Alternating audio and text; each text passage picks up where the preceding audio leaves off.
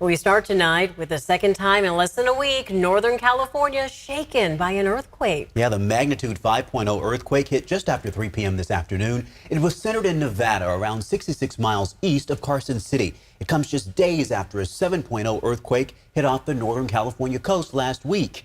We felt the shaking here at ABC 10, and we also heard from people in Auburn and West Sacramento who say they felt it as well.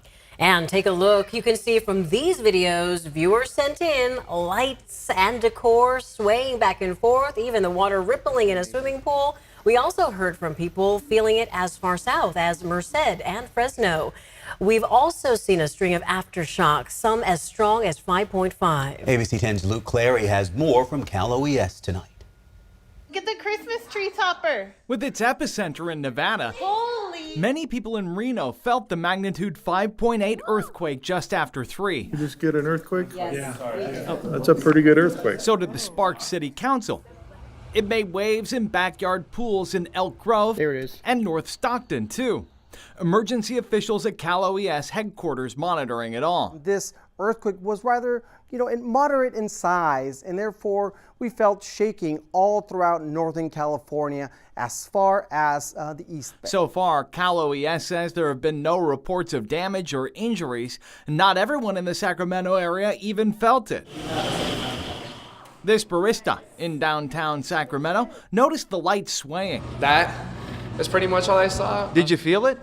No, I didn't. But this mother and son didn't feel anything at all. But I definitely got a couple messages asking if I did. So why did it vary so much? Who felt it and who didn't? There's a lot of variables that lead to people feeling shaking or not. One of those really is the composition of the soil. It also comes down to proximity to the epicenter and what floor of the building you're on, he says.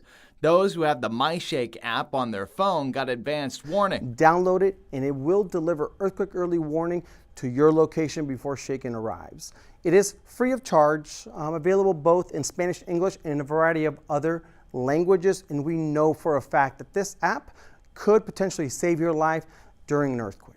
Look at the Christmas tree topper. A solid idea to have it on your phone too before the next earthquake hits. In Sacramento, Luke Clary, ABC 10. Luke, thank you.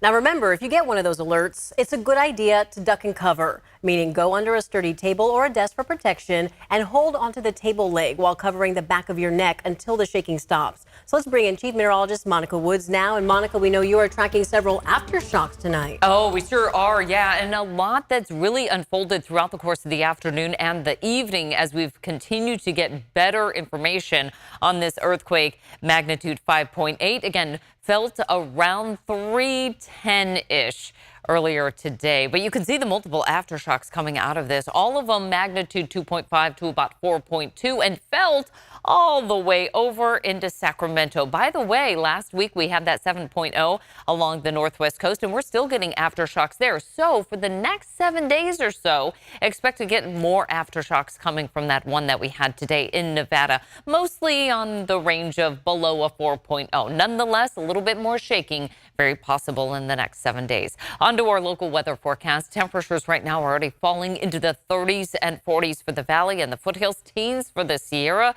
With visibility becoming an issue, we've got patchy dense fog forming throughout the valley, and that will stay with us through tomorrow morning's commute. Much more than what we saw for today. Morning fog, patchy frost with lows in the 30s, plus rain returning to the forecast. Tonight, we'll see our lows dropping into the 30s, very little wind, so that's really optimal opportunity for patchy fog as well as frost in those cold conditions. More on when we can expect the rain and how much coming up.